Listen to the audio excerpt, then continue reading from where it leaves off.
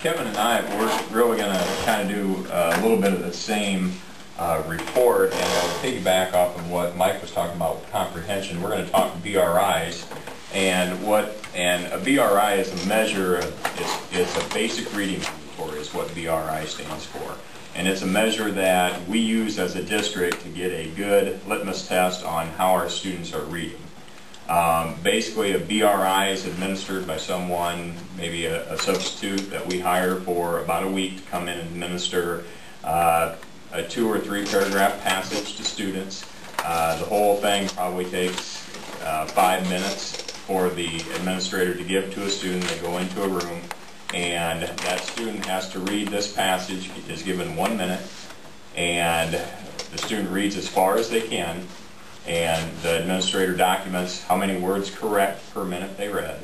And then at the end of that minute, they turn the sheet over, and then they have 10 questions to answer. So we're getting a read on how quickly that student is reading correctly, correct words. That's called fluency. And then the questions that the student has to answer at the end of that is a gauge of comprehension. So it's kind of a quick way to get a feel of how well our students are reading. We take that data and we break it down in different ways to take a look at how we're doing, how our students are doing, what we need to do in the classroom. We administer the BRI in the fall, and we do, the middle school does some in the winter with those students that we're doing reading intervention with, and we administer reading intervention throughout the year with those students that we know have struggled with reading. And then in the spring, we administer the same BRI to all students as what we did in the fall. So we get kind of a beginning point and an end point of where those students are, how far have you come throughout the year with what we're doing in the classroom. In the classroom, in our reading classroom, we work on, routinely we work on fluency. Kids are given passages, they have, they're sitting with a partner and they have to read to the other student. The other student is correcting them through that 1 minute.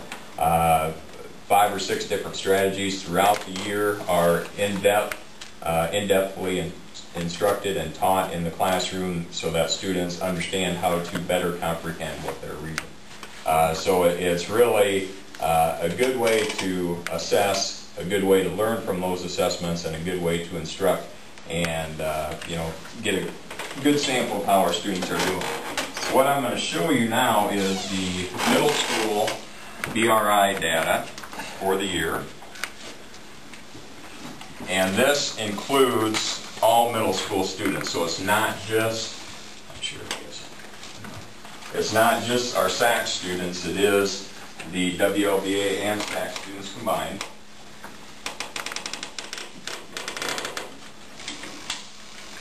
And if you take a look at the chart that I gave you, it lists by grade level. 5th grade is listed at the top, then 6th grade, 7th grade, 8th grade.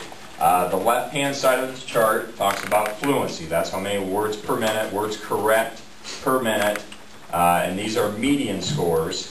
Our students are reading at the beginning of the year in the fall, and then the median score for fluency in the spring. You can see 5th grade, fall fluency was 120 words correct per minute. Now right underneath that, it talks about the goal, median goal for those students is 105 words correct per minute. In the spring, that group, that 5th grade group, scored 150 words correct per minute fluency-wise, where we'd like to see them at least at a median of 128. So you can see our 5th grade has really done well in increasing their fluency score from fall to spring. Go over to the right-hand side on that same row, and you can see the comprehension score. Now this is where they're asked the 10 questions about that passage, and this number represents how many questions on average our students missed out of those 10. So 5th grade, students averaged 2 questions missed out of the 10, 80% comprehension.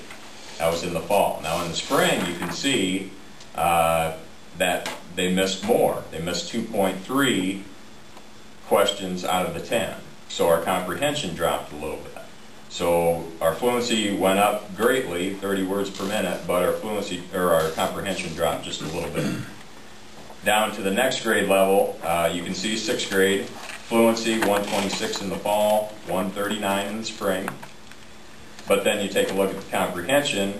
We started off getting about 60% accurate in the fall, and we improved that to be about 70%. Yeah, 70% in the spring. 7th grade fluency increased about 8 words per minute. Comprehension increased about 1.8, well, I guess about 20% throughout the year.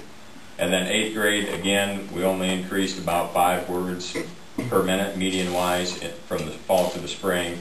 But again, we showed a pretty good increase in comprehension there. Mm-hmm. Terrible.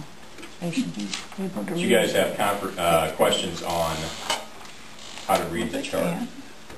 No, but what this goes right, and this goes back to my guide's background, is the earlier we get people involved in reading, and the earlier we get education going, this goes way back to 3 and 4 and 5, and pushing at as much as we can, the better off we are all the way up, and that is pretty much standard operating procedure. And if you remember the BRI from 1st, 2nd, and 3rd grade that I gave you last month, greatly improved in the Sac Elementary from the year before. I mean, it's like night and day difference with improvement. One of the other things that happens, especially with fluency, is that the older the student is, the more difficult it is to change fluency so that it has an impact on comprehension. And Denny made the comment that in 8th grade, the median fluency went from 143 to 148. Well, first of all, 143 at the beginning of the year is very good. When students read about 120 to 150 words correct per minute, their chances of understanding what they read are much higher than kids that read in, say, that 85 to about 110. So those kids started out at a good spot. They made some improvement, and then they also improved their comprehension. Now, is that the comprehension that we want to have for them? No. But here's how the comprehension is given. They read the passage orally, they turn the passage over, and I ask them the 10 questions. So they cannot go back and look at the passage, okay? To take an ITBS test, I read the passage, the questions are right here, and I can go back and forth. That takes me time to do, but I can refer to the passage. And a basic reading inventory, you don't. Now, when we ask them to read it, we tell them in advance, and they know this. The first time they take it is spring of 1st grade, when kids can really read. Then every year, 2nd grade on through 11th grade, we give it at East Sac County. But we say to the students, you read at a rate so that you will understand what you've read, because we're going to ask you 10 oral comprehension questions. And those kids know that. Our kids that are in the middle school have taken this a number of times before. This is the first time we've pulled the data, so we've got East Sac County data, okay? So comprehension isn't where we'd like it to be, but if you, when I look at that spring fluency, I am pleased to see where the middle school kids came. And what will be interesting is the 5th graders ended up having 50 words per minute. I'll be interested to see what they enter school with as beginning 6th graders, because we often lose 30 words a minute for those kids, 30 words correct per minute, because they do nothing over the summer. It's summer lost, and they truly go on vacation. I mean, they really vacation. And they don't read a single thing, and that really shows up for us. What we do with this, and I don't know if Denny was going to get to this or not, but what's important for us for this is we constantly monitor those struggling kids, the kids that are far below the median that we call in need of substantial assistance. And they're an intervention both in their classroom and with an intervention associate or an intervention teacher. And every 2 weeks we monitor where those kids are. And some of those kids will have made the biggest gains, because what we're finding out in both of our elementary buildings and our middle school is we can change the achievement of kids in reading, but it takes intense effort to do that. There's a ton of stories within this data here. I mean, one kid who was reading 180 in the fall is reading 178 in the spring, and then there's another kid who's reading 80 in the fall. Well, he's all the way up to 120, 140 in the spring, and then comprehension changes just as much with individual kids. So this is really a broad brush of what's going on with our reading.